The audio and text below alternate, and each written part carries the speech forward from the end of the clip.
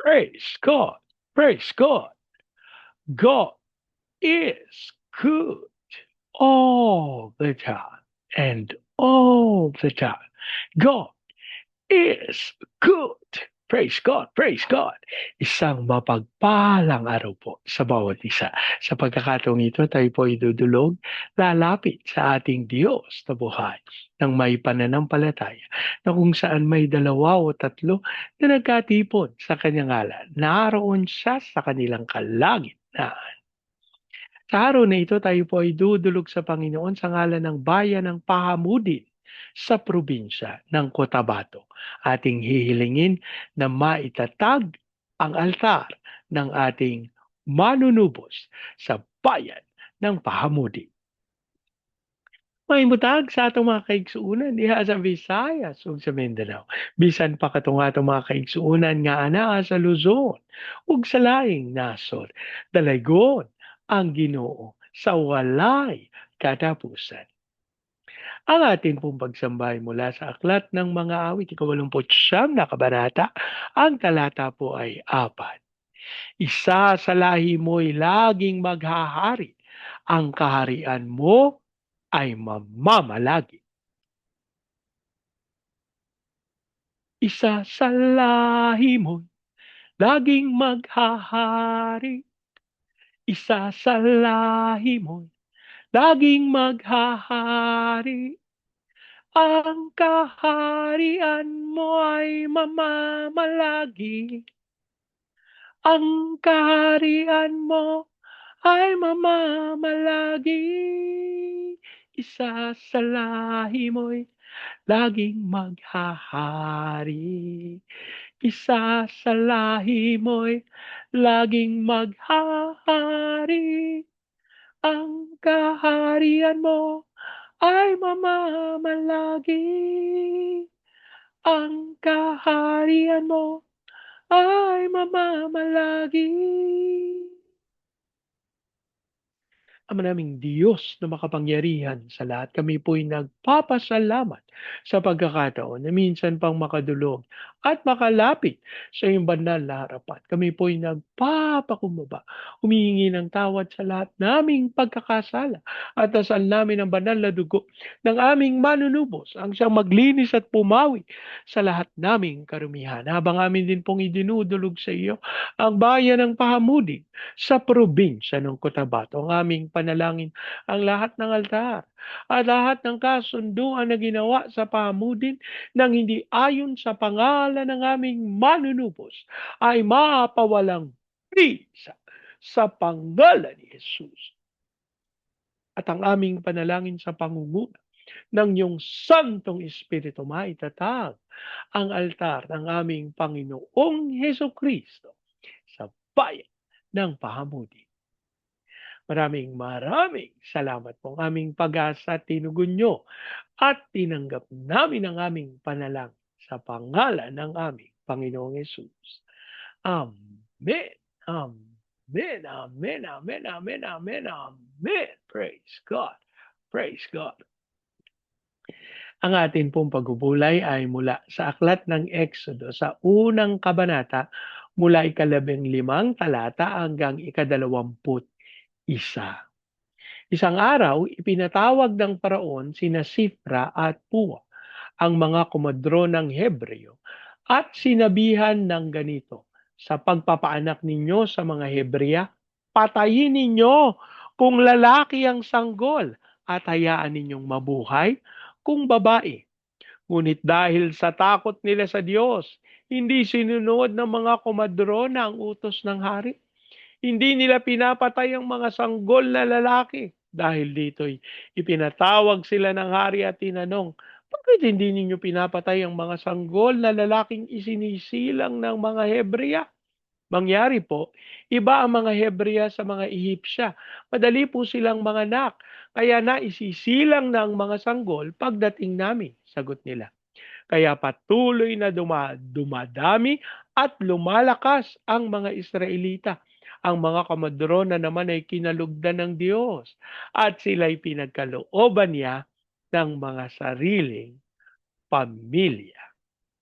Ang Diyos po ang magpala ng kanyang buhay at makapangyarihang salita. Dahil po sa labis na pagdami ng mga Israelita, nakaisip ng isang madilim na plano, kapamaraanan, ang hari ng Ehipto. Ipinatawag niya yung kamadro ng Hebreo na sina Sifra at Pua at sinabihan sila na kapag lalaki ang sanggol na ipinanganak ng Hebrea, patayin ninyo. Pero kung babae, hayaan nyo lang mabuhay. Grabe, ano po? Dito pa lang, makikita na natin yung paghahalintulad. Siyempre nga naman, kapag maraming lalaki, makapangyarihan. Kapag maraming lalaki, matatapang. Ano po? Kaya ayaw ng paraon noon. Sabi niya, dapat konti lang ang lalaki. Kahit gaano karaming babae, okay lang. Pero, sina Sifra at Pua ay may tunay na pagkatakot sa Diyos. Kaya, hindi nila sinunod yung utos ng hari. Hindi nila pinapatay ang mga sanggol na lalaki. At nagtaka ang paraon. Sabi niya, bakit ganun? Inutusan ko na sila. Dumadami pa rin yung mga lalaking sanggol. Sabi ng mga komadrona, kasi po iba mga anak ang mga Hebrea sa mga Ehipsya. Pagdating namin, naisilang na ang sanggol. Alam niyo, isang katotohanan. Ang rason ay sa Diyos magmumula. Bernie, para naman kasinungalingan yan. Sino may sabi sa inyo na kasinungalingan yan? Ano po? Na katotohanan naman na mabilis na isisilang. Alam nyo naman kung bakit. Kasi hirap sila. Pagod. Mukhang hindi maganda yon, pero sa sitwasyon ng mga buntis, kaya nga ngayon po, alam nyo, nagpapakahirap pa yung mga buntis ngayon. Kumukuha pa sila ng mga instructor, no? Kumukuha pa sila ng mga magtuturo sa kanila kung paano sila mag-exercise. Pero nung kapanahunan ng mga ninuno natin, nako, ang maliwanag na turo lang sa kanila o ang requirement sa kanila, magtrabaho. You know, kapag tinignan mo parang hindi maganda kasi pinapahirapan sila, nakakaranas sila ng kabigatan sa pagbubuntis nila, pero ito pala ay nagiging paraan upang hindi sila matagalan sa panganganak. Hindi sila magtagal sa hirap, napakasakit kaya pagka nanganganak, ano po, pero kapag lumabas na ang sanggol, wala na agad. Kasiyahan na. Paano mo naman nalaman, Bernie, lalaki ka? Kasi ho, tatlo ang anak ko. Nakita ko ho kung paano nagdusa yung aking misis. Ano po? Na kahit hindi ako pwede sa loob ng delivery room, sabi nung, naalala ko yung sabi nung OB nung aking asawa. Ayaw lumabas nung baby, sabi. Kasi nandiyan ka sa pinto, sabi. Pumasok ka nga doon sa kwarto. Magpahinga ka muna. Pagka nailabas na, gigisingin kita. Sabi niya. At alam niyo, totoo. Kasi sa tuwing maipapanganak yung aking mga anak, nandun ako sa kwarto. May gigising ho na nurse sa akin. Sir, nanganak na si misis nyo. Kaya ang gagawin ko, pupunta ako doon sa delivery room. At alam nyo, makikita ko talaga na ang haba po nung pusod ng mga anak ko. Nakikita ko ho na mahaba yung pusod. So, ayun, natutuwa ako. May kagalakan sa puso ko na talagang kapapanganak pa lang. Nung anak ko kasi may mga dugo-dugo pa, no? Kaya lang, Hindi pa uuso nung mga pagkakataon na yun, yung mga picture-picture, video-video, 'no? Uso na siguro pero hindi sa mga katulad namin. Dun sa mga meron ng mga magagandang gadget kasi naalala ko yung mga celebrities, meron na sila nung pagkakataon na yun, nung gano'n, 'no? Pero siyempre hindi naman ako celebrities, ako lang naman si Bernie Ponghe. So, hindi pa uso sa akin yun. Pero sa kanila talaga, 'no? So, yun yung sinasabi ko na alam niyo ang misis ko naman din hindi din naman siya hirap na hirap sa kanyang pagbubuntis, pero medyo tumataba ho siya. Busog na busog ho siya sa kanyang pagbubuntis. Pero naalala ko, kasi magaling ho yung kanyang OB, siya ho tulog pagka nanganganak. Kaya sabi nung misis ko, pagka nagising siya, sasabihin niya, "Dok, dahan-dahanin niyo lang, Sabi ng doktora sa kanya, "Nanganak ka na." Kukunin daw yung kamay niya, ipapatong sa tiyan niya. Sabi niya, "Ay, oo nga, wala na." Kasi po ang tawag nila do'n sa pagkakataon na 'yun, nung mga panahon na 'yun, mga year 2000, painless. At totoo naman kasi tulog siya, so wala talaga siyang nararamdaman. Hindi niya alam na nanganak siya. Pero sabi nung iba induced pregnancy daw 'yun. Pero ayun, salamat sa Diyos kasi 'yun nga, puro tulog siya do'n sa kanyang panganganak. Pero siyempre alam ko nga na hindi 'yun madali, 'no, kasi after naman no'n tsaka siya aanga pagka nakauwi na kami. Sabi niya, "Masakit." Gano'n. Pero makikita natin na may pagpapala ang Diyos. Alam niyo po yung mga anak, napakalaking biyaya sa mga magulang. Alam niyo totoo yung pagkakataon na yung pagod na ako, galing ako sa trabaho, ang trabaho ko, ahente.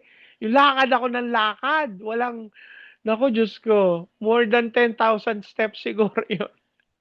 Nung kabataan nung kabataan ko siyempre yun, ang payat-payat ko no'n ayan niyo, hahanap ako ng picture. Pagka nipis-nipis ko ho, parang isang bulate na lang hindi pumipirma 'no. Pero napakabuti ng Panginoon, kahit pagod na pagod ako pagdating ko sa bahay, makikita ko yung anak ko, ano po, na naku, parang wi para pong winawalis, parang nahuhugasan yung lahat ng pagkapagod ko, lahat ng pagkahirap ko pagka nakita ko yung anak ko. At ang puso ko ay napupuno ng kagalakan, kapayapaan na nagmumula sa Panginoon. Kaya mga anak, naku, magpakabait kayo. Dahil kayo ay nagdudulot ng kagalakan sa inyong mga magulang. Eh, paano naman kayo magdudulot ng kagalakan kung sakit kayo ng ulo? Ano? Yung mga mahirap utusan ng mga anak, Diyos ko naman. Ano ba naman yung maghugas ng pinggan? Ano ba naman yung magwalis? Ano ba naman yung magtiklop ng inyong mga pinaghigan? Parang may nagkwento sa akin kay Bernie. Parang may nagkwento kay Bernie nung mga ginagawa ng mga anak. Naku, Diyos ko, napakarami yung mga anak ang hindi tumutupad ng mga bagay na ito. Kagalakan kayo sa inyong mga magulang. Kaya baka naman puwedeng hatiran niyo sila ng kagalakan. Kayo naman ang gumawa ng kagalakan. Yung mga hindi inaasahan ng inyong mga magulang, yung mga magaganda, baka naman kung anong mga hindi inaasahan yung mga gawin niyo 'no. Gumawa kayo ng mabubuti, yung makakapagpaligaya sa kanila. Lalo-lalo na sa pag-aaral, kung nag-aaral 'no, kung nagtatrabaho, oh yun, ibigay ang tama sa magulang. Eh, Bernie, kulang pa nga sa akin, eh. Sa totoo lang ho naranasan ko 'yan. Nagtrabaho ako, kulang pa binibigay ko lahat ng suweldo ko sa nanay ko. Tapos sabi ng nanay ko, pagkabigay ko ng suweldo ko, sabi niya, "Kunyari ka pa, eh. Binibigay mo sa akin lahat ng suweldo mo. Kulang pa 'to dun sa mga hinihingi niyo." Sabi ko, "At least binigay ko sa inyo lahat." Kaya alam niyo, pero nakakapagdulot ng kaligayahan 'yun sa nanay ko. Tawa ako nun, eh. Sabi niya, naku, nakakabayad na siya ng kuryente, nagbabayad na siya ng, tubig. Nakakatuwa po yun 'no, na nakikita ko na natutuwa yung nanay ko. Pero yun nga, pagka minsan hingi akong baon, sabi niya, "Parang kulang yung bigay mo sa akin." So, ayun po, ang paalala natin sa mga anak, huwag tayong maging sakit ng ulo ng mga magulang natin 'no, kasi biyaya tayo ng Panginoon sa kanila. Hayaan natin na magpatuloy na maging pagpapala tayo sa ating mga magulang sapagkat hindi biro yung pagpapalaki nila sa atin. At sa pangalan ni Jesus, kapag tayo naging pagpapala sa kanila, ang sabi ng Efeso 1:2-3, tayo ay tatanggap ng mahabang buhay, masaganang buhay, pinagpalang buhay. Manalangin po tayo. Ama naming Diyos na makapangyarihan sa lahat, kami po'y nagpapasalamat sa pagkakataon na kami pinagkaloob mong mailuwal sa sangmaliwanag. Lord, kami dumadalangin sa iyo, humihingi ng tawad sa mga pagkakataon na kami ay hindi nakapagdulot ng kagalakan sa aming mga magulang. Patawarin mo po kami at sa oras na ito ang aming hiling, Panginoon. Patuloy na ang aming maihatid sa kanila ay yung pagtutuwid. Tulungan mo po kami sa pamagitan ng kaliwanagan ng iyong salita na aming malakaran yung landas ng katotohanan at kami ay tunay na makasunod sa iyong dakilang kalooban. Dasal namin ang iyong pagpapala ng kalakasan, kalusugan sa aming mga magulang upang makita nila at maranasan yung tagumpay na iyong ipinagkakaloob sa kanilang mga anak. At kami po'y nananalig patuloy na magiging mapayapa, masaya, masagana ang iyong mga anak. Lord, idinudulog din namin sa iyo ang bayan ng Pahamudin sa probinsya ng Cotabato. Ang aming panalangin, ikaw pong magkaloob ng pagkakaisa at unawaan sa iyong katawan sa bayan ng Pahamudin. Dasal namin ang pagpapatawaran, dasal namin ang pagpapakumbaba, dasal namin ang pagkakaisa na siyang makitang ugat ng Santong Espiritu upang maitalaga ang altar ng aming Panginoong Yeso Kristo sa bayan ng Pahamudin. At dasal namin na dumaloy ang iyong Espiritu at kapangyarihan as we declare the power of revival na dadaloy sa buong Pahamudin sa pangalan ni Jesus. Ayan mong maranasan din ito, dumaloy sa Baguio City, Cagayan de Oro, Legazpi, Lipa, Manila, Pampanga, Pateros. Kilusan mo ng may kapangyarihan ng apoy ng revival ang mga bayang ito. Ikaw din na magkaloob ng kaunlaran upang sila'y magtagumpay at hayaan mong dumaloy ito sa buong Luzon, Visayas at Mindanao. Ipahintulot mo na magtagumpay ang bayan namin sa pagganap ng iyong kalooban to be the launching pad of the gospel, to be a missionary, sending country, and to be the America of Asia in the height of its glory. Dasal din po namin ang pagkilos mo, amang Diyos, sa aming mga misyonero sa iba't ibang panig ng daigdig. Ikaw pong magkaloob ng lahat nilang pangangailangan upang tunay sila'y magtagumpay para sa iyong kalooban. As we also pray, Panginoon, sa aming mga misyonero, sa aming mga OFW na tinawag mo bilang overseas Filipino witnesses. Hayaan mong maipahayag nila ang iyong katotohanan at kaligtasan sa mga bansa na yung pinagdalahan sa kanila. As we also pray sa aming President Marcos, Vice President Duterte, sa Senado, Kongreso, Judiciary, Military, Police, Local Government. We declare the fear of the Lord na maghari sa aming gobyerno. Ikaw ang patuloy na magbulgar ng kasinungalingan sa aming gobyerno at tunay na ang iyong paghusga ay maging maliwanag. As we also pray, Panginoon, sa mga bansa ng Vietnam, Cambodia, Myanmar, Laos, Thailand, Malaysia, Singapore, Indonesia, Brunei. Kilusan mo ng may kapangyarihan ang mga bayang ito. Dumaloy din ang iyong kalwalhatian sa Hong Kong, Macau, Taiwan. Kilusan mo, Panginoon, ang mga bansa ng Japan, China, South Korea, North Korea, Brazil, Russia at Amerika as we declare peace over Israel. Maraming salamat po aming pag-asa at tinugon nyo at tinanggap namin ang aming panalangin sa pangalan ng aming Panginoong Yesus. Amen. Amen. Amen. Amen. Amen. Amen. Amen. Praise God. Praise God. Sa pagkakataong ito, yan niyo pong salitain ko ang basbas ng Panginoon sa inyo at sa inyong sambahayan.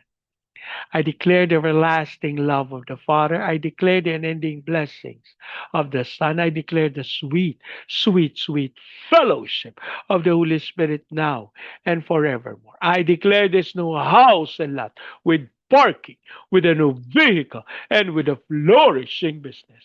In Jesus' name. Amen, amen, amen, amen, amen, amen, amen. Praise God. Praise God. Hanggang sa susunod po, sama-sama nating ideklara, Pilipinas, God bless you big time. And so we declare to God be all the glory in Jesus' name. Amen, amen, amen, amen, amen, amen, amen. Praise God.